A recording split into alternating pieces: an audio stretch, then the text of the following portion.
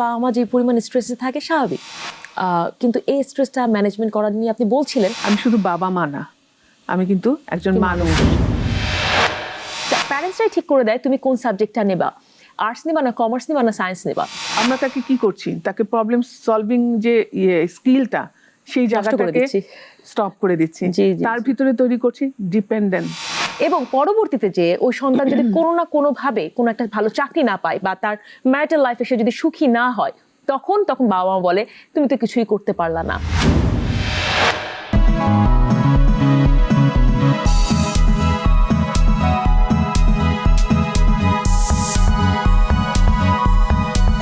শুরু করছি আমাদের আজকের মানসিক স্বাস্থ্য বিষয়ক অনুষ্ঠান ঘর মন জানালা।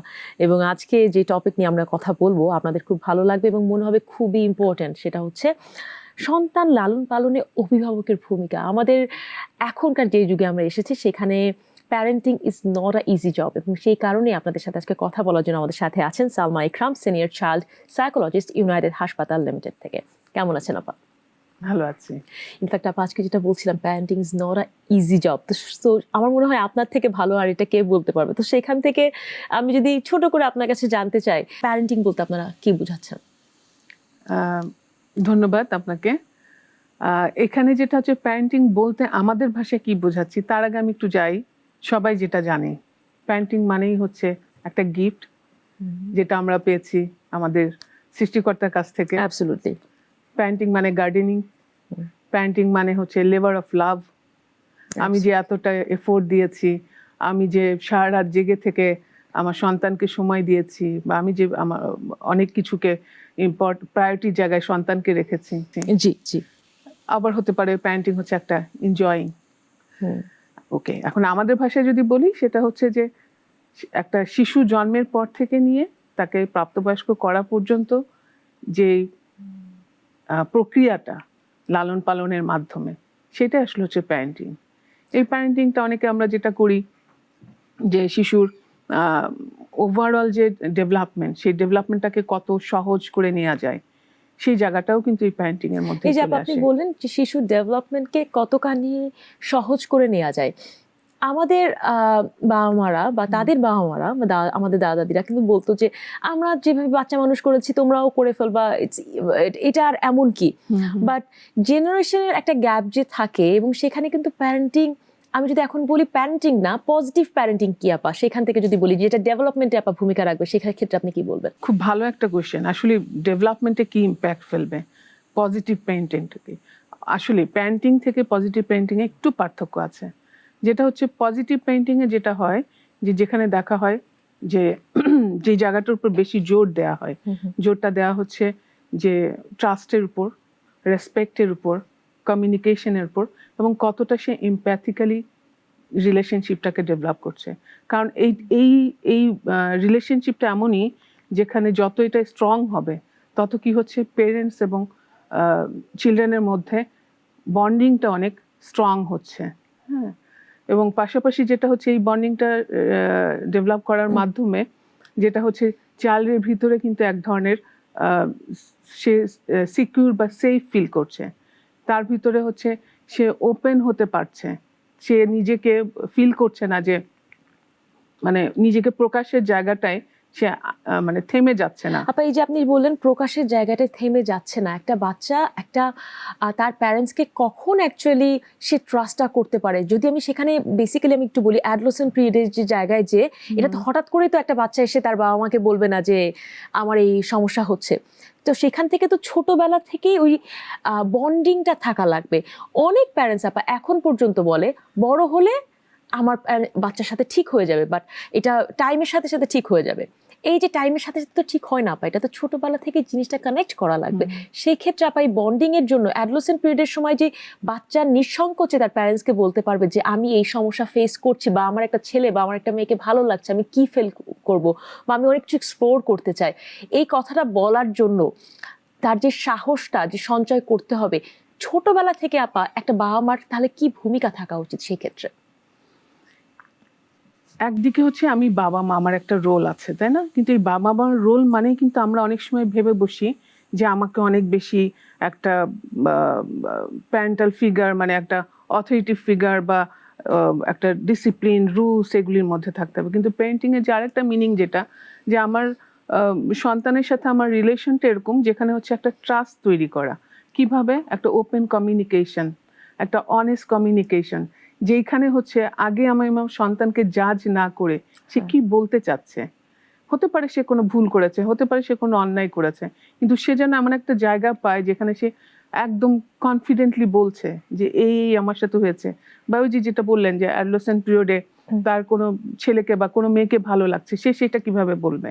তার মানে এই যে প্যারেন্টিং, পজিটিভ প্যারেন্টিংটা, এই পজিটিভ প্যারেন্টিং মানেই শুধুই মাত্র কিন্তু বাবা মার রোলে না, রোলটা যেন আমরা শিফটও করতে পারি। সেই রোলটা কিভাবে শিফট করে, ফ্রেন্ড, যেখানে আমরা কিন্তু অনেক ওপেনলি কথা বলতে পারি। কারণ আমি জানি যে আমার ফ্রেন্ডকে বললে ও আমাকে জাজ করবে না, ও আমাকে থামিয়ে দিবে না। তো সম্পর্কে, বাবা মা সম্পর্কেটা মানে সন্তানের সাথে কখনো কখনো কিন্তু আমরা রোল শিফট করতে পারি, শিফটের মাধ্যমে। আপনি যে রোল শিফট করার কথা বলছেন, বাবা মা না হয়ে যেন ফ্রেন্ডস এর মতো করে আমি আমার বাচ্চার সাথে কথা বলি, সেক্ষেত্রে আপা এখনো, আমার মনে হয় এখন না, আমি যদি একটু আগে হয়তো বেশি বলতো, বা সেক্ষেত্রে আমি যদি বলি শুধু ঢাকা আমি কেন্দ্রিক বলবো না, আমি আমাদের অনুষ্ঠান বাংলাদেশের সব জায়গা থেকে দেখে, তো সেখানে বলবো এখন অনেক অভিভাবকরা বলে আমি তো আমার ছেলে মেয়ের ফ্রেন্ড না, আমি তার প্যারেন্টস, আমি তার অভিভাবক, আমি কেন ফ্রেন্ডের মতো করে কথা বলবো, সেক্ষেত্রে আপা কি বলবেন? আচ্ছা, এখন তার মানে কি হচ্ছে, আমি আমার রোলটাকে একটা জায়গায় ফিক্স করে রেখেছি, ওই মানে রিজিড হয়ে আছি, ওখান থেকে আমি সরছি না। কিন্তু পজিটিভ প্যারেন্টিং এ যেটা হচ্ছে যে দুটোর মধ্যে একটা ব্যালেন্স।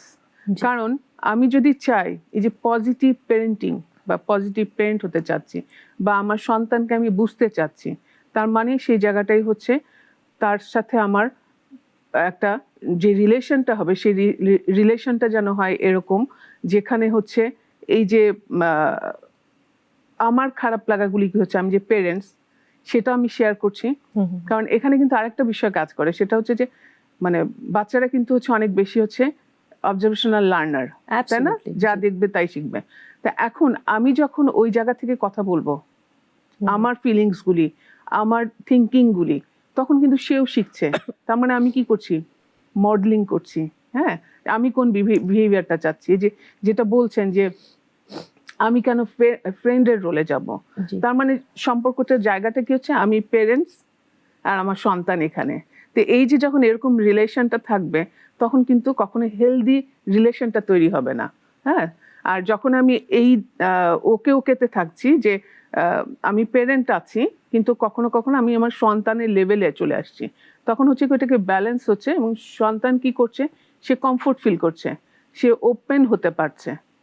আপা আমি এখানে একটা জিনিস অ্যাড করতে চাই, একটা প্র্যাকটিক্যাল একটা জিনিস তুলে ধরতে চাই। আমি আমার আমি আমার কোন একটা ফ্রেন্ড আমাকে বলেছে যে আমি যখন আমার আমার বাচ্চার যে কোনো ডিসিশন নিয়ে যখন কথা বলি, সেখানে আমার কোনো ভূমিকা থাকে না, আমার মায়ের কোনো, মানে আমি আমার বাচ্চার মা, তার কোনো ভূমিকা থাকে না, বাচ্চার দাদি এবং ফুপুরা যেটা থাকে তারাই সব ডিসিশনগুলো নেয়। এখানে আপা আমি বলছি না খারাপ, কিন্তু আপা আমি যেটা বলছি, সেই ক্ষেত্রে একটা বাচ্চা যখন ধীরে ধীরে বড় হচ্ছে, দেখছে, বেড়ে উঠছে, দেখছে যে তার মায়ের কোনো একটা ভূমিকা সংসারে নাই, তো সেটা আপা তাকে তার আত্মসম্মান বোধকে, তার মেয়েদের প্রতি যে সম্মান, সে যদি একটা ছেলে বাচ্চা হয়ে থাকে বা একটা মেয়ের বাচ্চাও হয়ে থাকে, যে মেয়েদের প্রতি মেয়ের কিরকম, আমার একটা মেয়েকে বা আমার মাকে কিভাবে আমার পরিবার গুরুত্ব দিচ্ছে, বা সেইটা আমি শিখে, যেটা যেহেতু আপনি বললেন যে অবজার্ভার তারা বেশি অবজার্ভ করে, সেটা তারা শিখে যে আমি একটা মেয়ের প্রতি বড় যখন হচ্ছে আমি কিভাবে তার সাথে কিরকম বিহেভ করব, এইটা আপা কিভাবে তৈরি হয়, বা আমি যদি আরো যদি স্পেসিফিক ভাবে বলি, একটা বাচ্চার আত্মসম্মান বোধ কিভাবে তৈরি হয় তার মায়ের যখন কোনো ভূমিকা থাকে না সংসারে, এটা কি বলবেন? এখানে একটা যেমন দুটো বিষয়, একটা হচ্ছে মায়ের ভূমিকা যদি পরিবারে না থাকে, পাশাপাশি হচ্ছে সেই সন্তান বা সেই শিশুটার কিভাবে তার নিজের যে আত্মসম্মান বা সেলফ রেসপেক্টটা তৈরি হবে। প্রথম বিষয়টাই হচ্ছে যে একটা ফ্যামিলিতে এক একটা মানুষ ডিফারেন্ট ডিফারেন্ট রোলে থাকে, থাকতেই পারে, এবং প্রত্যেকের ওপিনিয়নটাকে যদি আমি সাইড করে দিই যে আমারটাই শুনবে, তার মানে ওই শিশুটা কিভাবে তৈরি হচ্ছে, সেও কিন্তু তখন সেই আচরণটাই করবে। সে শিখছে যে ফ্যামিলিতে যে ডমিনেট করছে, যে আমারটাই শুনতে হবে, আমি যেটা বলছি সেটাই ইম্পর্টেন্ট, একটা সময় সে ফিল করবে যে ও অন্যরা তো কথা বলতে পারে না, তো আমার জায়গাটাকে যদি আমি স্টাবলিশ করতে চাই আমিও তাহলে এই ডমিনেটিং রোলে যাই। আর যদি এই জায়গাটা দেখানো হয় ফ্যামিলির ভিতরে একটা মিউচুয়াল রেসপেক্ট, একটা আন্ডারস্ট্যান্ডিং, একটা ভালোবাসা, এবং কমিউনিকেশন, এই জায়গাগুলি যখন একটা ফ্যামিলির মধ্যে প্র্যাকটিস থাকবে, পাশাপাশি কনসিস্টেন্সিও দরকার। হ্যাঁ, তখনই কিন্তু কি হচ্ছে, সে আরেকজনকে রেসপেক্ট করা শিখছে, যে মিউচুয়াল রেসপেক্ট, যেটা যে রেসপেক্টটা এরকম যে আমাকে ট্রিট করছে রেসপেক্ট হিসেবে এবং আমি দেখছি অন্যদেরকেও রেসপেক্ট করছে। হ্যাঁ, তখন তার ভিতরেও কিন্তু সেই রেসপেক্টটা ডেভেলপ করছে, সেও তখন নিজেকেও রেসপেক্ট করতে শিখছে এবং অন্যকেও রেসপেক্ট করতে শিখছে। অ্যাবসলিউটলি। তার মানে পরিবারের যে সবাই আছে সবাইকে এগিয়ে আসতে হবে, যে সেখানে যে শুধুমাত্র বাবা মার ভূমিকা থাকে তা না, যদি জয়েন্ট ফ্যামিলি হয় সেখানে ডেফিনেটলি সবার এগিয়ে আসতে হবে। আপা, আমি একটু আমার কথা দিয়ে শুরু করি এবার। আমার একটা বাচ্চা আছে, আমার বাচ্চার বয়স প্রায় 3.5 বছর, এবং আমি এবং আমার হাজব্যান্ড, বোথ অফ আস খুবই সচেতন আমাদের বাচ্চার ব্যাপারে, এবং সচেতনতাটা এমন পর্যায়ের যেটা আমাদের বেশিরভাগ সময় আমাদেরকে স্ট্রেসড করে ফেলে। মনে করেন আমার বাচ্চা কেন একটু কাশলো, আমার বাচ্চা কেন আজকে দুপুরে খেলো না, আমার বাচ্চা কেন একটু দেরিতে এই কথাটা বললো, কেন ওকে আমি আপনাকে আসার সময় বলছিলাম ও সবাইকে বাই বাই বললো না। সব কিছু নেই যে যারা অনেক কিছু চিন্তা করছে, কিছু কিছু বাবা মা আমাদের মতো হয়তো বা অতিরিক্ত চিন্তা করে ফেলছে, যেটা তাদেরকে স্ট্রেস করে ফেলছে। সেই ক্ষেত্রে আপনি কি বলবেন? দ্যাট শুধু এবার যদি আমি আমাদের অভিভাবকদের জন্য বলি, যে বাচ্চাদের জন্য যারা স্ট্রেসড হয়ে যায় তাদের কিভাবে এই স্ট্রেসটা ম্যানেজ করতে হবে? আচ্ছা, তার আগে একটু আমি যাই। হ্যাঁ, সেটা হচ্ছে যে স্ট্রেস কিভাবে ম্যানেজ করতে হবে, তার আগে আপনি যেটা বলছেন যে বাচ্চার ব্যাপারে আমরা দুজনই অনেক বেশি স্ট্রেস, তাই না? তার মানে এখানে যেটা কাজ করছে যে আমার বাচ্চা কাশি দিল কেন, ও এটা করলো কেন, ওর কিভাবে ভালো রাখতে পারি, তার মানে আমার সমস্ত ফোকাস হচ্ছে আমার বাচ্চার দিকে। এখানে কি মনে হয় না যে আমি অনেক বেশি ওভার কনসার্ন হয়ে যাচ্ছি, ওভার প্রোটেক্টিভ হয়ে যাচ্ছি? তো এখানে আমি একটু প্যারেন্টিং স্টাইল নিয়ে একটু বলবো, তাহলে হয়তো বুঝতে পারবেন, এবং তারপরে আমি আসি স্ট্রেসে। যে প্যারেন্টিং স্টাইল কিন্তু আমাদের বিভিন্ন রকমের। হ্যাঁ, আমরা যেটা হয় যে আমাদের পার্সোনাল এক্সপিরিয়েন্স, আমাদের কালচারাল ব্যাকগ্রাউন্ড, আমার কিছু বিলিফস থাকে, সেই জায়গাগুলিকে ধরে আমরা হচ্ছে আমাদের প্যারেন্টিং স্টাইলটা প্র্যাকটিস করি, তাই না? জি। কখনো কখনো দেখা যাচ্ছে আমরা কি করছি, অনেক বেশি হচ্ছে একটা কন্ট্রোলিং এর মধ্যে রাখতে চাই, যেখানে কন্ট্রোলিংটা এত বেশি করতে গিয়ে ফ্রিডমটা থাকেই না। আবার হতে পারে অপোজিট, যেটা হচ্ছে ফ্রিডমটা এত বেশি, কন্ট্রোলিংটা নাই বা খুবই কম। আবার এরকম হতে পারে যে এত বেশি আমার বাচ্চার ব্যাপারে কনসার্ন থাকছি, এত ওভার প্রোটেক্টিভ, যে আমি যেন ধরেই নিয়েছি যে আমার সন্তানটা হওয়ার পর থেকে ওকে কখনোই একটা ফুলের টোকা লাগতেও দিব না। এই যে আমাদের বাস্তবতা বা আমরা যেভাবে চলছি, সেখানে সারাক্ষণই আমি আমার সন্তানকে ওই যে আগলে রাখবো, কিন্তু এইটার কনসিকুয়েন্স কি হতে পারে ওইটা কিন্তু আমরা দেখছি না। আমরা তাকে কি করছি, তাকে প্রবলেম সলভিং যে স্কিলটা, সেই জায়গাটাকে স্টপ করে দিচ্ছি। তার ভিতরে তৈরি করছি ডিপেন্ডেন্ট, মানে পেরেন্টস এর উপর অনেক বেশি ডিপেন্ডেন্সি নিয়ে আসছি। এবং একটা সময় কিন্তু আমরাই আবার সেই সন্তানকে, যখন সে একটু বড় হবে, সে নিজে কিছু করতে পারছে না, সে বাইরে কারোর সাথে মিশতে পারছে না, কথা বলতে পারছে না, তার সোশ্যাল স্কিলে তার প্রবলেম হচ্ছে, কমিউনিকেশনের প্রবলেম হচ্ছে, তখন আবার আমরাই এই প্যারেন্টাল ফিগার বা প্যারেন্টস কি করছে, কিচ্ছু পারো না, করছো না। হ্যাঁ, কিন্তু একটু খেয়াল করেন কিভাবে তৈরি হলো। জি, কারণ কোনো না কোনো ভাবে কিন্তু আমরাই, বাবা মাই হোক বা প্যারেন্টাল ফিগারই হোক, সেই বেসটা কিন্তু তৈরি করেছে। অ্যাবসলিউটলি। ইনফ্যাক্ট আপা, আমি এখানে একটা এক্সাম্পল দিই, আমার মনে হয় দর্শকরা আরো সহজে রিলেট করতে পারবে। দর্শক যারা বাবা মা অলরেডি পর্যায়ে আছেন, বা যাদের সন্তানদেরকে বিয়ে দিয়েছেন বা দিয়েবেন, আজকে এখন তাদের জন্য বেসিক্যালি বলছি। আমি একটা সময় দেখেছি যে অনেক বাবা মা আছে ছোটবেলায় তার ছেলে মেয়েকে বলে যে তুমি কোনো প্রেম করবা না, বা তুমি নিজের থেকে পছন্দ করবা না, আমরা তোমাদেরকে পছন্দ করে দেব, কোনো লাভ ম্যারেজ এটা তুমি চিন্তাই করতে পারবা না। আবার বলে যখন ক্লাস 9-10-এ ওঠে বা ক্লাস 8-9-এ যখন ওঠে, তখন বলে কি প্যারেন্টসরাই ঠিক করে দেয় তুমি কোন সাবজেক্টটা নেবা, আর্টস নিবা না কমার্স নিবা না সায়েন্স নিবা। এবং পরবর্তীতে যে ওই সন্তান যদি কোনো না কোনো ভাবে কোনো একটা ভালো চাকরি না পায়, বা তার ম্যারিটাল লাইফে সে যদি সুখী না হয়, তখন বাবা মা বলে তুমি তো কিছুই করতে পারলা না, বা হয়তো বা বলে বসলো তুমি সবাই পছন্দ করে নিচ্ছে, তুমি একটা পছন্দ করে নাও। যেই বাচ্চাটাকে আপনি বললেন 14-15 বছর বয়সে যে না তোমার নিজের কোনো পছন্দ করার তোমার স্বাধীনতা নাই, তাকেই আপনি ঠিক 25-26 বছর এসে বলছে তুমি এটা করতে পারছো না, তুমি সবাই পছন্দ করে নিচ্ছে, তুমি কেন নিতে পারছো না। এটা রাতারাতি হয় না, এটাই আমি বোঝানোর চেষ্টা করছি আপা। এটা কিন্তু অনেক দিন যে প্যারেন্টিং এই সন্তানের উপর প্রভাব পড়েছে। আমি এই কারণেই বলছিলাম যেটা কিন্তু parenting is a very deep thinking, এবং আপনি কিভাবে যে আপনার সন্তানের মধ্যে অনেক কিছু বীজ বুনে দিচ্ছেন আপনি নিজের অজান্তে, আপনিও বুঝছেন না বাট আপনার সন্তানও বুঝছে না, বাট ফলাফলটা কনসিকুয়েন্সটা কিন্তু আমরা দেখতে পাচ্ছি। আবার সেই ক্ষেত্রে কি বলবেন, যে বাবা মারা স্বাধীনতা দিচ্ছে না কিন্তু একটা বয়সের পরে সে বলছে যখন অ্যাডাল্ট হয়ে যাচ্ছে যে তুমি এটা কেন করতে পারলা না, তো সেখানে আপনি কি বলবেন, সেখানে প্যারেন্টসদের ভূমিকা কতখানি, বা একটা মানুষ যখন অ্যাডাল্ট হয়ে যাচ্ছে তারই বা ভূমিকা কতখানি? আমি যদি একটা এইভাবে উদাহরণ দেই যে ঘুড়ি নাটাইটা আমার হাতে আছে, আমি ছেড়ে দিয়েছি ঘুড়িটা, ঠিক আছে আমার হাতে, হ্যাঁ, এখন আমার সন্তানকে আমি ছেড়ে দিয়েছি, জি সে চারপাশটাকে এক্সপ্লোর করুক, এক্সপ্লোর করে সে শিখুক কোথায় আটকে যাচ্ছে। আমি আগেই যেন সেই জায়গাটাকে সলভ করে না দেই, সে আগে সলভ করার চেষ্টা করুক, সে কতটুকু এগিয়েছে, এবং তারপরে হচ্ছে আমি যাই, সে আমার কাছে আসুক আগে। কিন্তু আগে যদি আমি সলভ করে দিচ্ছি তাহলে কিন্তু সে শিখলো না এই যে এই ধরনের ক্রাইসিস বা প্রবলেম হলে আমি কিভাবে এটাকে ডিল করব। কারণ একটা সময় পর্যন্ত সে কিন্তু থাকছে ফ্যামিলির মধ্যে, তারপরে কিন্তু তাকে বাইরের এনভায়রনমেন্টটা অনেক বেশি যেতেই হবে, হচ্ছে, এটাই ন্যাচারাল, তাই না? তো সেই জায়গাটাই তখন কিন্তু সে অনেক বেশি স্টাক হয়ে যাচ্ছে, জি, এবং একটা সময় সে নিজেকে কি করছে, উইথড্রল করে নিচ্ছে।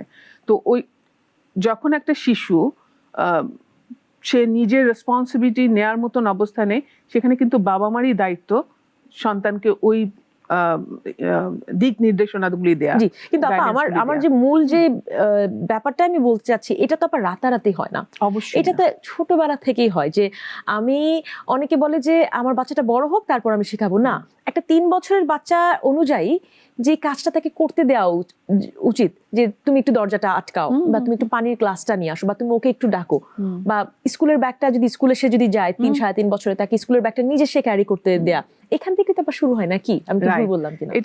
এটা অনেকটা হচ্ছে যে যেটাকে আমরা বলি হচ্ছে এডিএল বা অ্যাক্টিভিটিস অফ ডেইলি লিভিং। জি, তার মানে একটা শিশু তার বয়স উপযোগী যে কাজগুলি করতে পারে তাকে সেই কাজগুলি তাকে দিয়ে করানো। জি, কিরকম হচ্ছে, সে ড্রেস আপ করা। হ্যাঁ, এখন দেখা যাচ্ছে একটা 5 বছরের শিশু, সে এখনো পারে না কিভাবে নিজে কাপড় চোপড় পরতে হবে, স্যান্ডেলটা সে ঠিকভাবে পরতে পারছে না। তো এইটা যখন তাকে এই কাজগুলি তাকে দিয়েই করানো হয়, এটা সুবিধাটা কি দেখেন, একটা হচ্ছে যে ওই শিশুটাকে দিয়ে যখন করানো হচ্ছে সে কিন্তু এম্পাওয়ার্ড হচ্ছে, কারণ সে এটা করতে পারলো, তার একটা স্কিল ডেভেলপ হলো। আর অপরপক্ষে কি হচ্ছে, বাবা মার ভিতরে তাদের এইটার পিছনে কিন্তু আর বেশি অ্যাটেনশন দিতে হচ্ছে না, তারা কিন্তু অন্যদিকে তার নিজের প্রতি বা অন্য অন্য আরো তার কিন্তু অনেক কিছু করার আছে, সেই জায়গাগুলিতে কিন্তু সে তখন সময় দিতে পারছে। তার মানে সন্তানকে কি করছি, তার বয়সের সাথে সাথে তাকে ইন্ডিপেন্ডেন্ট করছি, তার রেসপন্সিবিলিটিগুলি তাকে নিতে শেখাচ্ছি, এবং এইটার পাশাপাশি তাকে প্রত্যেকটা তার এই অ্যাকশনগুলি বা বিহেভিয়ারগুলিকে সে যখন চেষ্টা করছে, এটাকে যখন আমি কি করছি, এনকারেজ করছি, রিওয়ার্ড দিচ্ছি বা প্রশংসা করছি, তখন সে কি করছে, আরো সে ওই অ্যাক্টিভিটিস গুলি বা ওই কাজগুলি সে নিজে করা। অ্যাবসলিউটলি আপা। ইনফ্যাক্ট আমি মনে পড়লো আমার ছোটবেলার কথা, যে ছোটবেলায় যখন আমরা কেস পড়তাম আপা, একটা কেস ছিল যে এইভাবে করলে বন্ধ হয়ে যেত, আর একটা ছিল যে ফিতা দিয়ে, হ্যাঁ, ফিতা দিয়ে বেশিরভাগ বাচ্চারা অ্যাভয়েড করতে যেত, বিকজ ফিতা দিয়ে এটা বাঁধাটা একটু ডিফিকাল্ট। তো আমার মনে হয় কিছু কিছু বয়সের সাথে সাথে যদি আপনারা কাজ, যদি টাস্কটা একটু বড় বড় টাস্ক দিতে পারেন, যে যেটা বাচ্চাকে নতুন একটা স্কিল ডেভেলপ করতে দেবে, তাহলে হয়তো বা বাচ্চাটার জন্য অনেক বেটার হয়। আমরা আমি মিলেনিয়াল জেনারেশন থেকে, পরে এখন আমরা জেনজিরা দেখছি তারা কি কি কাজ করছে। ইনফ্যাক্ট আমার যার ছেলে, ও হচ্ছে জেনারেশন আলফা। এই যে আপনার গ্যাপ, এই জেনারেশন গ্যাপের সাথে সাথে যে আমাকে নতুন কিছু অ্যাডাপ্ট করতে হচ্ছে। আমি দেখলাম কি, একটা আমার বাচ্চা কার্টুন দেখতে দেখতে বা হ্যাঁ কার্টুন দেখতে দেখতেই ও যখন 2 বছর বয়স, ও তখনই প্রত্যেকটা প্ল্যানেটের নাম জানে। এখন প্রত্যেকটা প্ল্যানেটের নাম আমার আর মনে নাই। তখন আমি আবার যে ওই কার্টুনটাতে যে এবং গুগল করে আমি আবার দেখলাম যে কয়টা অ্যাকচুয়ালি প্ল্যানেট, এবং প্লুটো নামে এখন কোনো প্ল্যানেট নাই। এই যে আপা এই জেনারেশন গ্যাপ যেটা, এবং আমার সন্তানের সে ঠিক জিনিস শিখছে কিনা, বা তার নলেজের সাথে আমার নলেজটাকে এই একসাথে করা, এইটা আপা কতখানি ইম্পর্টেন্ট বলে মনে করছেন? আমার সন্তান যেটা ভাবছে খুব ইম্পর্টেন্ট, আমি সেটা ভাবছি ইম্পর্টেন্ট না, বা রিভার্স কি বলবেন? আমাদের সময়ে আমরা কিন্তু জন্মের পর থেকে না মোবাইল ফোন পেয়েছি না কম্পিউটার পেয়েছি, তাই না? জি। কিন্তু আমাদের সন্তানরা কিন্তু সেটা পেয়েছে। তো খুব স্বাভাবিক তাদের জন্য ইনফরমেশন পাওয়াটা খুব সহজ হয়ে গেছে। এখন আমি যত তাড়াতাড়ি না এই টেকনোলজির সাথে অ্যাডাপ্ট করতে পেরেছি, আমার চাইতে কিন্তু অনেক বেশি অ্যাডভান্স তারা পেরে গেছে, কারণ তারা তো এইটার সাথে অভ্যস্ত। তো তার মানে এই না যে কি করব বা আমি কি তাহলে আর পারবো না, আমি আমার পেরেন্টস হিসেবে কি তাহলে আমি ফেলিওর হলাম, না, হতেই পারে। সময়ের সাথে সাথে আমরা কি করি, নিজেকেও তো ডেভেলপ করি। জি। তো ব্যাপারটাই হচ্ছে ওরকম যে এই যে জেনারেশন গ্যাপটা তখনই তৈরি হবে না যখন পেরেন্টস বা প্যারেন্টাল ফিগার তারাও যদি ওই ইনফরমেশনগুলি তাদের ভিতরেও থাকে, তখন কিন্তু সে হচ্ছে কানেক্ট করতে পারছে যে তার সন্তানটা কোন বিষয় নিয়ে কথা বলছে এবং সেও কিভাবে সেটা রেসপন্স করবে। জি। এবং তখন কিন্তু গাইড করাটাও খুব সহজ হয় যে অ্যাবসলিউটলি। অ্যাকচুয়ালি সে রাইট ট্র্যাকে আছে না রং ট্র্যাকে আছে। জি। আমার মনে আছে যে আমাকে যখন আমার আব্বা কম্পিউটার কিনে দেয় তখন আমি ক্লাস 5 এ পড়ি এবং খুলনায় তখন আমার আশেপাশে তখন আমাদের স্কুলের কারোরই কম্পিউটার ছিল না, শুধু আমাকে আমার আব্বা কিনে দিয়েছিল। এবং আমার কম্পিউটার শেখার জন্য 3 জন টিচার ছিল। একজন ইন্টারনেট শেখাতো আমাকে, তখন সে ব্রডব্যান্ডের লাইনও কিনে দিয়েছিল, মানে সেট আপ করে দিয়েছিল। এবং একজন MS ওয়ার্ড শেখাতো এবং একজন গ্রাফিক্সের কাজ শেখাতো। আমার আব্বা সবচেয়ে তো আমার ছেলে মেয়ে শিখুক, সো আমি তখন শিখতাম। এখন আমি আমার 2 বছরের ছেলেকে যখন দেখি, সে তখন 1.5-2 বছর থেকে সে পুরো ট্যাব একা চালায়, সে সব একা রেসপন্স করতে পারছে, একা মোবাইল ঘাঁটতে পারছে, তখন আমি বুঝলাম আসলে এইটাই মনে হয় জেনারেশন গ্যাপ। এবং এই জেনারেশন গ্যাপের কিছু সুবিধা আছে, যেটা বললাম যে আমাকে টিচার রেখে শিখতে হয়েছে, এবং আমার ছেলে এখন 2 বছর বয়স থেকে সব নিজে একা করছে। বাট অসুবিধা হচ্ছে আপা এই যে ডিভাইসের প্রতি আসক্তি, যেটা আমি বলবো আমাদেরও আছে, বড়দেরও আছে, কিন্তু বাচ্চাদের এই আসক্তির কারণে তাদের যে ডেভেলপমেন্টের সমস্যা হচ্ছে আপা, as a psychologist, as a paediatric psychologist আপনি কি বলবেন? ওকে, এখানে যেটা হচ্ছে যে হ্যাঁ, এই যে আমার বাচ্চা সবকিছু করতে পারছে, সে কিভাবে স্ক্রল করতে হয়, কোন ইসেতে যাবে, সেই জায়গাগুলো সে খুব সুন্দরভাবে করতে পারছে। এবং অনেক সময় কিন্তু আমরা বাবা মারাও খুব প্রাউড ফিল করি, ও তো এটা পারে, ও তো এটা পারে। আমিও বুঝি না কিভাবে যেন পাসওয়ার্ড চেঞ্জ করে ফেলছে, আমার পাসওয়ার্ডটা থেকে সে ঢুকে যাচ্ছে। এই যে নানা কিছু ফিল করছি, প্রাউড ফিল করছি, কিন্তু এটার যে নেগেটিভ সাইডটা যেটা হচ্ছে, ওই জায়গাটাকে যদি আমরা যথেষ্ট পরিমাণে সচেতন না হই, তখন যেটা হচ্ছে যে ওই যে একটা গ্যাপ তৈরি হচ্ছে, কখন আমার অজান্তেই আমার সন্তানটা ওই ডিভাইসের উপর ডিপেন্ডেন্ট হয়ে যাচ্ছে। এবং এটা অনেকটা এরকম যে এই ডিপেন্ডেন্সিটা আবার হচ্ছে অ্যাডিকশনের দিকে চলে যেতে পারে। তখন তার ডেভেলপমেন্টের কোন জায়গাগুলিতে ইম্প্যাক্ট পড়ছে, যেমন হচ্ছে তার সোশ্যাল ডেভেলপমেন্ট, তার কমিউনিকেশনের উপর, এবং যে সোশ্যালাইজেশনের যেটা হচ্ছে যে ওই সময়টা তার হচ্ছে থাকার কথা তার ফ্যামিলি ফ্রেন্ড, এই সোশ্যালাইজেশন করা, কিন্তু সেখানে সে অনেক বেশি কমিউনিকেট করছে একটা যন্ত্রের সাথে। এবং এইটার কারণে যেটা হচ্ছে সে সব কিছু থেকে নিজেকে আইসোলেট করে নিচ্ছে, এবং এই আইসোলেশনের কারণে সে ফিলই করছে না যে তার ভিতরে ইমোশনের যে জায়গাটা আছে সেই জায়গাটাও কিন্তু অফ হয়ে যাচ্ছে। কারণ সে কিন্তু যে একজন যে মন খারাপ করছে বা একজন যে আনন্দ পাচ্ছে, তার ভিতরে কিন্তু ওই সেন্সটা ডেভেলপ করছে না, কারণ সে নিজেকে সমস্ত কিছু থেকে, মানে রিয়েল ওয়ার্ল্ড থেকে সে সরে যাচ্ছে অনেক বেশি ভার্চুয়াল ওয়ার্ল্ডের দিকে। তো সেই জায়গাটাও কিন্তু আমাদের ভাবতে হবে, মানে দুটো। এখন যদি আমি মনে করি, মানে এরকম যদি হয় যে ওকে, তার মানে ডিভাইস হচ্ছে ওকে ক্ষতি করছে, তাহলে ডিভাইস দিব না, তাহলেও কিন্তু সমস্যা। কারণ যদি না দেয় তাহলে সে নিজেকে কিভাবে ডেভেলপ করবে, মানে তাকে একটা অল্টারনেটিভ মেথড তো আমাকে তৈরি করে দিতে হবে। এবং সেটার জন্য আমি অবশ্যই যেন মনিটর করি। আমি দিয়ে দিলাম আমার সন্তানকে কম্পিউটার, নানা রকম ডিভাইস, কিন্তু আমি মনিটর করছি না যে কোন সাইটটাতে যাওয়া তার জন্য হেলদি, কোন সাইটটাতে যাওয়া হেলদি না, সেটাও কিন্তু আমাকে দেখতে হবে। অ্যাবসলিউটলি। হ্যাঁ, তখনই কিন্তু সেটা হচ্ছে কি একটা ব্যালেন্স থাকছে। এই সেক্ষেত্রে দর্শক আপনারা যারা আছেন, তারা হয়তো এখন অনেক চিন্তাই করছেন যে আমার বাচ্চা তো ডিভাইস ছাড়া করে না, এখন কি করব, কিছু অ্যাকচুয়ালি করার নাই। তাদের জন্য আমি বলতে চাই, আমার নিজেরও যেহেতু বাচ্চা আছে এবং তার 3.5 বছর, আমি আমার বাচ্চাকে 1.5-2 বছর থেকে তাকে আমি পার্কে নিয়ে যাই। সবসময় আমি নিজেও নিতে পারি না, বা আমার সবসময় আমার হাজব্যান্ডও নিতে পারে না, বিকজ আমরাও অনেক কাজে বিজি থাকি। আমরা এমন একটা মানুষ সেট করে দিয়েছি যে আমার সন্তানের সাথে নিরাপদ এবং তার সাথেও একটা যেন ফোন রাখি, আমি যদি না থাকি, যে আমার সন্তান কোথায় আছে সেটা যেন আমি ট্র্যাক করতে পারি। এবং তার সাথে সাথে পার্কের সাথে সাথে যে বিভিন্ন ইনডোর গেমস আছে, আউটডোর গেমস আছে, বাইরে নিয়ে যাওয়া, আমার সন্তানের সাথে নিজে সময় দেয়া। এবং আমি যখন আমার সন্তানকে সময় দিচ্ছি তখন ফোনটা, আমার মোবাইল ডিভাইসটা, আমার কাজের ফোন, বা আমি যেন গেমে না বসে থাকি। বিকজ আপনারা যখন আসবেন সারাদিন কাজ করে, আমাদের নিজেদেরও রিল্যাক্সের দরকার আছে, উই নো দ্যাট, বাট তার পাশাপাশি সন্তানের কথা চিন্তা করে তাকেও সময় দেওয়া, সেটাও চিন্তা করতে হবে।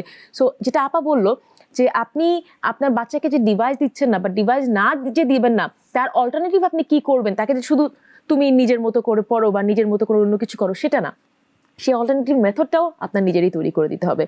ওয়েল, এগুলো নিয়ে তো কথা বলছি আপা, আমি যদি একটু ডিপে যাই, এটা তো আপা আমরা বলছি নলেজের কথা বলছি বা অ্যাক্টিভিটিসের কথা বলছি, যে জেনারেশন গ্যাপ আমার সন্তানের মধ্যে কি কি আছে এবং সেটা নিয়ে আমরা কিভাবে কাজ করতে পারি। আমি যদি আপা বলি আর একটু ডিপে, যে আমি যেভাবে আমার সন্তান চিন্তা করছে, বিকজ সে যে পরিবেশে বা যেই স্কুলে যে তার যে বয়সী বাচ্চারা তাদের সাথে মিশে যেভাবে চিন্তা করতে পারছে, এবং আমি আমার স্কুলে বা আমি এখন যেভাবে চিন্তা করছি, সেটা কিন্তু আপা how we are thinking both of them পুরো ডিফারেন্ট, তাই না?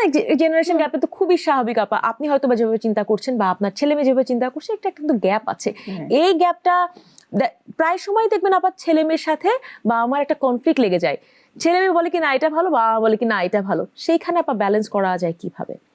বিকজ আপনি যখন একটা অ্যাডোলেসেন্ট বাচ্চার সাথে আপনি যখন বিহেভ করছেন, বা সে হয়তো বা 17 হয়ে গিয়েছে, 17কে আমরা বাচ্চাই ধরি, বাট একটা 17 বছরের ছেলে মেয়ে কিন্তু আসলে কিন্তু আপা বাচ্চা না, তার কিন্তু নিজের পূর্ণ চিন্তা করার একটা মন মানসিকতা তৈরি হয়, তখন সেক্ষেত্রে কি বলবেন? এই যে সন্তান বলছে যে না আমি ঠিক আছি, বাবা মা বলছে না আমি ঠিক আছি, ওকে, তার মানে কি করছি, আমি আমার মতামতটাকে চাপিয়ে দিচ্ছি দুপক্ষই, তাই না? তো সেই জায়গাটায় যদি আমি এমন একটা স্পেস তৈরি করি যেখানে তুমি তোমার ওপিনিয়নটা দাও, সেই ওপিনিয়ন দেওয়ার তোমার সেই রাইটস আছে, তাকে অ্যালাউ করি, তাকে ওপেন হতে অ্যালাউ করি, সেই জায়গাটায় এইটা সে যে ওপিনিয়নটা দিচ্ছে সেটা আসলে কতটা লজিক্যাল, কতটা এটা ইফেক্টিভ, তার কাছ থেকে সেটা জানি। ঠিক একইভাবে আমিও যখন সেই ওপিনিয়নটা দিচ্ছি আমার জায়গা থেকেও আমারও সেই রাইটস আছে যে সেটা আসলে কতটা লজিক্যাল বা কতটা ইফেক্টিভ, সেটা ঠিক আছে কিনা। এই যে কি করছি, দুপক্ষই যে তাদের ওপিনিয়নগুলি দেওয়ার যে একটা স্পেস তৈরি হচ্ছে, এখান থেকেই কিন্তু তারা ঠিক শিখতে পারছে অভিভাবকের ভূমিকা নিয়ে। এবং এখানে তো অ্যাকচুয়ালি আমার মনে হয় বাচ্চা হওয়ার পর থেকে একটা মা যখন গর্ভে ধারণ করে, সেখান থেকে একেবারে রেস্ট অফ দ্য লাইফ বা আমার টেনশন থাকে। বাচ্চা বড় হয়ে যাওয়ার পরেও টেনশন থাকে যে আমার বাচ্চা ঠিক আছে কিনা, তার বাচ্চা হয়ে যাওয়ার পরেও টেনশন থাকে, এবং এটা মানে একটা হিউম্যান নেচার। কিন্তু আমি যদি আরেকটু বলি, যে এখন আমাদের দেশের, আমি যদি কিছুদিন আগের কথাও বলি, যেরকম অবস্থা চলছিল, যেরকম অস্থিরতা চলছিল, ভালনারেবল অবস্থা চলছিল, বাবা মা কিন্তু খুব টেনশনে ছিল যে আমার বাচ্চা নিরাপদ কিনা। এবং আদেও আসলেই অনেক ক্ষেত্রে নিরাপদ ছিল না, অনেক আমরা দেখেছি, অনেক মৃত্যুও দেখেছি, যেটা একেবারেই কাম্য না, কোনো মৃত্যুই কাম্য না। সেইখান থেকে আপা বাবা মা যে পরিমাণ স্ট্রেসে থাকে স্বাভাবিক, কিন্তু এই স্ট্রেসটা ম্যানেজমেন্ট করার নিয়ে আপনি বলছিলেন, আর একটু যদি এলোবেরেটলি বলতেন আমাদেরকে। প্রথমেই বলি যে এই যে সন্তানকে নিয়ে যে আমি স্ট্রেস করছি, এটা খুব ন্যাচারাল, আপনি বললেন খুবই স্বাভাবিক, স্ট্রেস হবেই। আমার এই স্ট্রেসটাকে ফার্স্ট হচ্ছে আমার দরকার হচ্ছে অ্যাকনলেজ করা যে আমার স্ট্রেস হচ্ছে। এখন আমি যদি এই জায়গাটাকে ইগনোর করি যে কেন আমি স্ট্রেস করছি, হ্যাঁ স্ট্রেস তো ভালো না, কিন্তু তার মানে কি আমার স্ট্রেসটা চলে যাবে না। স্ট্রেস আমার হচ্ছে সেটাও যেমন ঠিক আছে, পাশাপাশি আমি আমার জন্য কি কি করতে পারি, কারণ আমি শুধু বাবা মা না, আমি কিন্তু একজন মানুষ, তাই না? তো এই মানুষ হিসেবে কিন্তু আমার নিজেরও কিন্তু কিছু কাজ করা যেটা আমাকে হেল্প করবে স্ট্রেসটাকে ম্যানেজ করতে। একটা হচ্ছে সেলফ কেয়ার, পাশাপাশি হচ্ছে আমি সাপোর্ট সিক করতে পারি ফ্যামিলির কাছ থেকে, ফ্রেন্ডের কাছ থেকে, কারণ তাদেরও সন্তান আছে, তারা কি করছে, তারা কিভাবে এটাকে দেখছে, কেমন করে তারা যখন সন্তান বাইরে যাচ্ছে কিভাবে সেটাকে ডিল করছে, হ্যাঁ, বা তারা কিভাবে তাদের স্ট্রেস রিডিউস করছে। পাশাপাশি আরও কিছু স্ট্রেস ম্যানেজের কিছু টেকনিক্স আছে, যেমন আমি ফিজিক্যাল ওয়ার্কআউট করতে পারি, আমি যোগা করতে পারি, রিল্যাক্সেশন করতে পারি, বা মাইন্ডফুলনেস এক্সারসাইজ করতে পারি, ওইটাও আমাকে হেল্প করতে পারে। আর তারপরও যদি দেখা যায় যে হ্যাঁ আমি স্ট্রেস আর ডিস্ট্রেসে চলে যাচ্ছে, তো সেই জায়গায় কিন্তু আমি যেটা করতে পারি, কোনো একজন প্রফেশনালের হেল্প নিতে পারি, যেটা আমাকে আরো হেলদি থাকতে ভালো রাখবে। অ্যাবসলিউটলি। এবং এই যে প্রফেশনাল হেল্পের কথা যেটা বললেন, আমার মনে হয় এটা খুব ইম্পর্টেন্ট। জীবনে এমন সময় মাঝে মাঝে আসে যখন একটা মানুষ নিজেকে সাথে নিজে কাউন্সেলিং করতে, আমরা তো কনসিয়াসলি বা আনকনসিয়াসলি কাউন্সেলিং নিজের সাথে করতেই থাকি। যেখানে নিজের সাথে কাউন্সেলিং করতে পারে না, সেখানে অবশ্যই আমরা যেমন অন্যান্য ফিজিক্যাল প্রবলেমের ক্ষেত্রে ডাক্তারের শরণাপন্ন হই, মনের প্রবলেমের ক্ষেত্রেও ডাক্তারের শরণাপন্ন হতে হবে। সেক্ষেত্রে অবশ্যই সাইকিয়াট্রিস্ট বা সাইকোলজিস্টের কাছে আপনি যেতে পারেন। সেটা নিয়ে কথা তো বললাম, কিন্তু আরেকটা খুব ইম্পর্টেন্ট বিষয়, যে আমরা পজিটিভ প্যারেন্টিং নিয়ে অনেক কিছু বলছি, সে বাচ্চার কথা বলছি, বাচ্চার স্ট্রেস নিয়ে, বাচ্চার কে নিয়ে আমরা খুব কনসার্ন।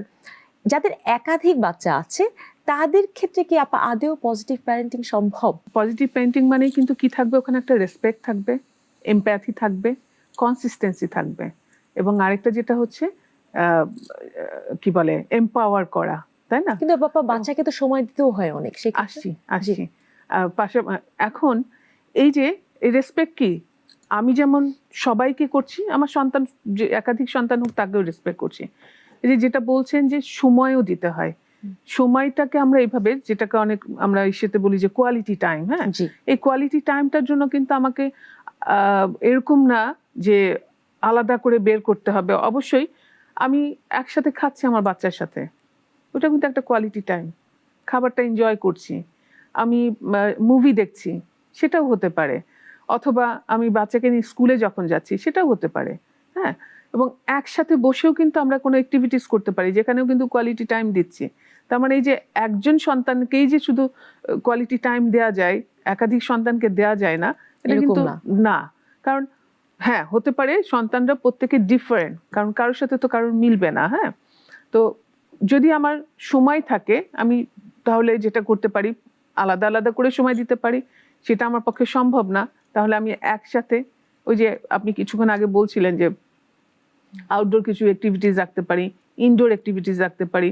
আমাদের যে ছুটির দিনগুলি আছে, সেই ছুটির দিনগুলিতে কিন্তু সবাই বাসায় থাকছে, ছেলে মেয়েও বাসায় থাকছে, বাবা মাও বাসায় থাকছে। তো তখন এমন কিছু অ্যাক্টিভিটিস করি যে সারাক্ষণই কিন্তু ছুটির দিনে আমরা আমাদের সেলফ কেয়ারটাও যেমন ভাবছি, আবার আদার্স কেয়ার। তার মানে হচ্ছে সবাইকে নিয়ে একসাথে কিছু অ্যাক্টিভিটিস, যেখানে কিন্তু আলাদা করে কিন্তু আমাকে আর বের করতে হচ্ছে না। আমাদের সময় খুব বেশি নাই, বাট একটা কথা আমি আপনার কাছে জিজ্ঞাসা করতেই চাই। এই যে পজিটিভ প্যারেন্টিং এর কথা বলছি, বাট যেসব হাজব্যান্ড ওয়াইফ, যেসব অভিভাবকরা একসাথে আর নাই, তারা ডিভোর্স হয়ে গিয়েছে, সেই ক্ষেত্রে সন্তানের জন্য তারা কিভাবে পজিটিভ প্যারেন্টিং এর ভূমিকা রাখতে পারে? এটা খুবই ক্রুশিয়াল যে একজন মা বা একজন বাবা, আমরা সিঙ্গেল প্যারেন্ট, হ্যাঁ, তাদের ক্ষেত্রে হচ্ছে সন্তানকে লালন পালনের ক্ষেত্রে অনেক বেশি হচ্ছে এফোর্ট দিতে হচ্ছে, কারণ তাকে দুটো রোলেই যেতে হচ্ছে, কখনো বাবা কখনো মা, সেই রোলে। পরিস্থিতি আমাকে এইভাবে তৈরি করেছে, কিছু করার নেই, এটাকে আমাকে অ্যাকসেপ্ট করে নেওয়া। এই অ্যাকসেপ্ট করে নেওয়ার পরে যেটা হচ্ছে যে আমি একটা স্ট্রাকচারের মধ্যে একটা প্ল্যানিং করতে পারি যে কিভাবে আমি আমার সন্তানকে কতটা সময় দিব। আর পজিটিভ প্যারেন্টিংটাই হচ্ছে এরকম যে সেখানে কিন্তু সারাক্ষণ আমাকে আমার সন্তানকে নার্চার করতে হবে না, সারাক্ষণ ওকে অ্যাটেনশন দিতে হবে না। আমি কিন্তু তাকে একটা অ্যাক্টিভিটিস বা একটা টাস্কে দিয়ে কিন্তু আমি আমার কাজগুলো করতে পারি। কারণ আমি বাবা মা হয়েছি দেখে যে এরকম না যে আমার সমস্ত ফোকাস চলে যাবে আমার সন্তানের ব্যাপারে। আমার নিজেরও একটা লাইফ আছে। অবশ্যই আমার নিজেরও একটা লাইফ আছে। কারণ একটু খেয়াল করেন, যদি আজকে আমাকে যদি যত্ন না করি, আমার প্রতি যদি আমি সচেতন না হই, তখন কি হচ্ছে, আমি কিন্তু বুস্ট আপ হতে পারবো না, তাই না? আমি ডাউন হয়ে যাব, এবং আমি যদি ডাউন হয়ে যাই, অটোমেটিক কিন্তু আমি আরেকজনকে হেল্প করতে পারবো না, তাকে তার প্রতি যে যত্নটা নেওয়া সেটা কিন্তু করতে পারবো না। তার মানে এটা কিন্তু ইকুয়াল হওয়া দরকার। মানে আমার সেলফ কেয়ারটাও যেমন জরুরি, আমার তখনই কিন্তু আমি পারবো আরেকজনকেও যত্ন করতে বা সময় দিতে। এটার মধ্যে কিন্তু একটা ব্যালেন্স দরকার। অ্যাকচুয়ালি অন্যকে হেল্প করার আগে, অন্য যে কোনো মানুষকে হেল্প করার আগে, আমরা যেরকম দেখি না, প্লেনে কিন্তু বলে যে অক্সিজেন মাস্ক নিজের বাচ্চার আগে দেওয়ার আগে নিজে আগে অক্সিজেন মাস্কটা নিন। এটা এই কারণেই বলে, আপনি যদি নিজে অক্সিজেনে না বাঁচতে পারেন তাহলে কিন্তু আপনি বাচ্চাকেও বাঁচাতে পারবেন না। তো নিজের সেলফ কেয়ারটা নেওয়া খুবই গুরুত্বপূর্ণ। এর মানেই না যে আপনি আপনার সন্তানকে কম গুরুত্ব দিচ্ছেন, আপনার নিজেকে বেশি গুরুত্ব দিচ্ছেন। এর মানে হচ্ছে হিউম্যান নেচারটাই হচ্ছে এরকম, আপনি আগে নিজে বাঁচতে হবে অন্যকে বাঁচানোর জন্য হলেও। সো আমরা তো বললাম যে এই পজিটিভ প্যারেন্টিংয়ে যে যারা ইনফ্যাক্ট ডিভোর্স, তাদের যে ভূমিকার কথা বললাম। তো একটা বাচ্চার জন্য কিন্তু খুব ইম্পর্ট্যান্ট যে বাবা মার মধ্যে ভালো সম্পর্ক আছে, সেটা ডিভোর্স থাকুক আর না থাকুক, একসাথে থেকেও যদি বাবা মা সারাদিন ঝগড়া করে, সেটা আমি বলবো ডিভোর্সের থেকেও বেশি খারাপ। একটা বাচ্চা দেখছে একটা অসুস্থ পরিবেশে মানুষ হচ্ছে।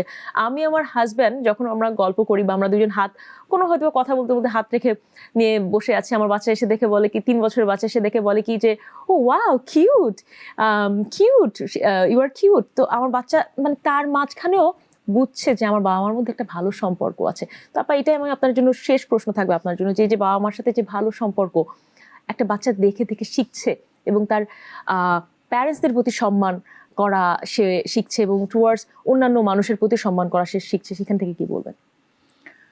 সেই জায়গা থেকে অবশ্যই ফ্যামিলি এনভায়রনমেন্টের জন্য হেলদি হওয়া দরকার।